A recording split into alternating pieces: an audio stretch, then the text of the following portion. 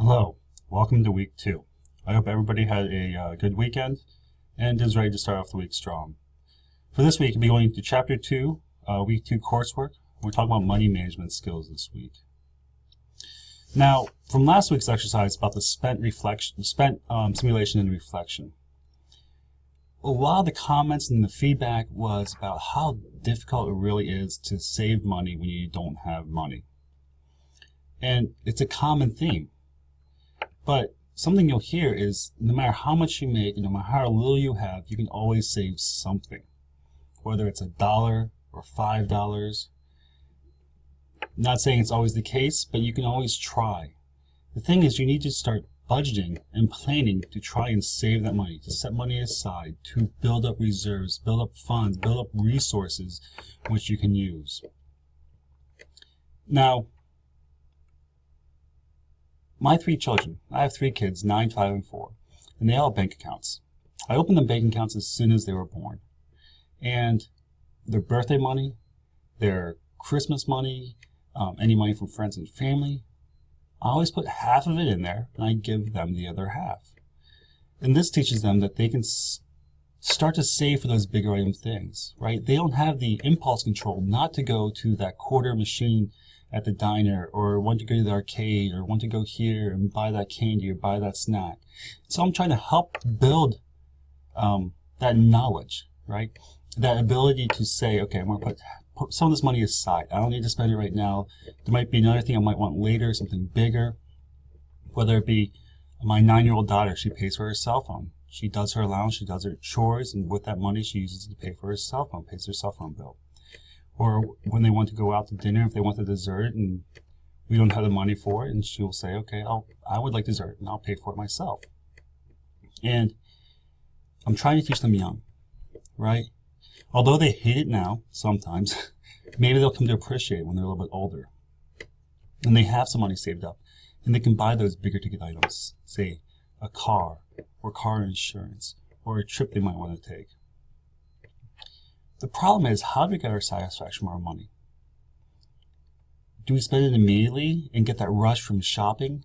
Or do we savor it and just hoard it away and know that we can take that trip next year, or know that we have some reserves saved up, or know that, hey, if I lose my job, I'm not going to be homeless in the next 2 months because I have enough money saved up to cover my mortgage and my costs, and it gives me some buffer, right? Some peace of mind.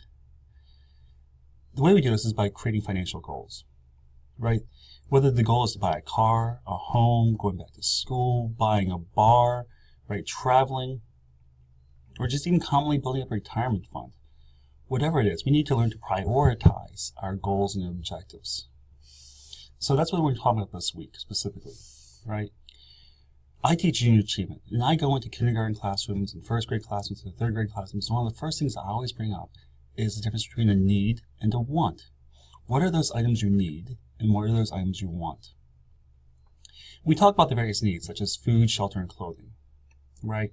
Yes, we need shelter. We need something to cover our heads, someplace to sleep, someplace safe, right? That need for security. We talk about that Maslow's hierarchy of needs, right? Those physiological needs and those safety needs and that belongingness need. Those are basic needs. Now, back in 2008, what precipitated the housing crisis, right? People were going out and buying homes and getting mortgages for places that they just could not afford, and banks were giving them that money, knowing that they won't be able to pay them off, right? They called it bad debt. And banks were just selling off the bad debt to other banks and other institutions and getting some money back for them because they didn't want to have to deal with collecting the money from those individuals, right? So it's partially living within your means, right? Yes, an apartment, right, small 1-bedroom place or a 2-bedroom house for you and your kids, whatever it is, that can satisfy a need, right? The mansions these days and other things, is that really a need or is that more of a want? Same thing with the clothing, right? Where do you shop? Do you need those newest pairs of jeans, those newest pair of shoes, right? My daughter, she likes to go to Justice.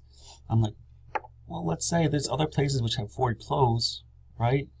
Or consignment shops, or Plato's Closet, or Where's Like New.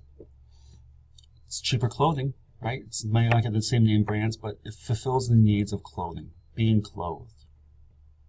And so we have to learn how to prioritize our spending, right? Because it's a limited resource. We're stretching our limited resources. It's microeconomics, right? What do you do with the resources you have? But it's on a household scale. Daily spending and saving decisions are the center of financial plans. Excuse me. So ideally, we will only spend the money we have. However, how possible is that, right? Who grabs up a credit card debt, right? We can't pay a bill, so we put it on a credit card, we'll pay it later. Or for some individuals, maybe they put everything on credit cards and they pay it off that exact month. It's looking at what resources you have, and what are those things that you can afford, right? So even looking beyond the day-to-day spending and saving, we can look at our entire financial position, right? Valuing everything that we own, right? Everything that we owe money on, and what's left is what we have equity or wealth. So in terms of accounting, right? ALO, assets is equal to liabilities plus owner's equity. In this case, owner's equity is our equity, our personal financial wealth. And you'll do it through a balance sheet. And so part of this week's personal financial plan is creating your own financial balance sheet, your personal balance sheet. We can list all of our assets, we can list all of our liabilities or debt, and then everything else we have is how much our net worth is. Do we have a positive net worth or do we have a negative net worth? Do we actually owe more money than we actually have? Which is a better position to be in, right?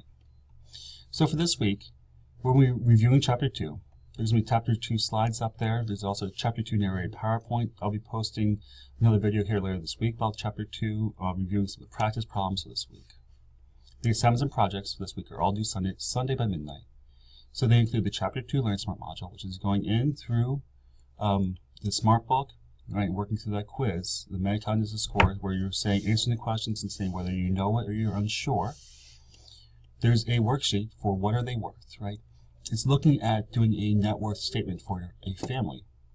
When you complete that worksheet, then you can go into the discussion board, right? The discussion board is going to ask you what is their actual net worth. It's going to ask you to do a SWOT analysis, and it's going to ask you to think about their financial position. There's also practice problems to prepare you for the quiz. The practice problems are 3 questions. They're ungraded. You have unlimited attempts. Just keep working through them. I'll post a video working through those problems later this week for those that just aren't able to get it just yet. And then when you get those, there's a Chapter 2 quiz, right? It's the same 3 questions, just slightly different numbers. So make sure you work through the problems first before you take the quiz. And then finally this week, there's a personal financial plan. When you go into the assignments and projects folder this week, this is what you'll see. Okay, this is the Learn Smart module. This is the net worth practice exercise. It's a document talking about the Johnsons, and it's asking you to actually determine their net worth. Okay, you can actually access the document here if you want to fill this out on your own. There's a discussion board. It's asking you what is their net worth. Perform a SWOT analysis in that household. So we're talking about SWOT. SWOT is strengths, weaknesses, opportunities, and threats. Strengths and weaknesses are internal to the family, right? Internal to the organization. Strengths are good internal resources. Weaknesses are bad internal resources or internal things that can happen. On the flip side, though, we have opportunities and threats. External to the family, say the economy, right? Or say something else happens around them. Again, opportunities are things that can happen that are good.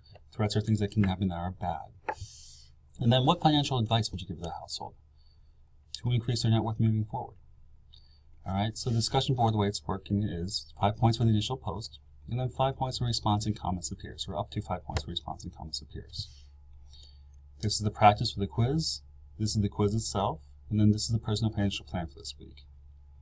Okay, we'll be looking at 3 of the statements, statement 6, 7, 8. Statement 6 is looking at the personal balance sheet, right, to determine your current financial position. Page 7 is your personal cash flow statement, right? I'm only asking you to prepare a projected budget for May. Now we're actually going to go back through this in June and look at where your actual spending was. And the last one is a personal budget, or personal cash flow statement is maintaining a record of cash flows, or inflows and outflows, okay? This is where you'll be recording your inflows and outflows through May, so that we can go back for number 8, right, and look at your actual personal budget. This is where you're going to prepare your projected budget for May, and then with your statement number 7 next month, working through it, when we go to June, we're actually going to go back and say, hey, how close was our actual numbers compared to our projected numbers? Where were we off? So that's an assignment for later on, but this is to prepare for that assignment. All right, again, the assignment's worth 25 points and is due Sunday by midnight.